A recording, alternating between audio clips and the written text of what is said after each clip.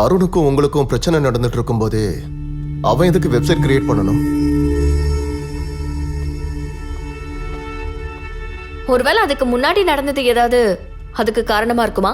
அப்படி ஏதாவது இருக்கா? பர்டிகுலரா எனக்கு தெரிஞ்சு எதுவும் இல்ல.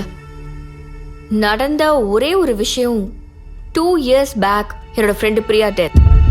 அதுல சம்பந்தப்பட்டது யாருங்கிறதையும் நானே தேடினேன். அவனுக்கு தெரியுமா தெரியாதாங்கிறது எனக்கு தெரியல. ஆனா ஒண்ணு, அவனுக்கு என்ன தெரிஞ்சிருக்க சான்ஸ் இருக்கு. அப்படின்னா அவன் தான் இதெல்லாம் பண்ணிருப்பான்னு சொல்றீங்களா?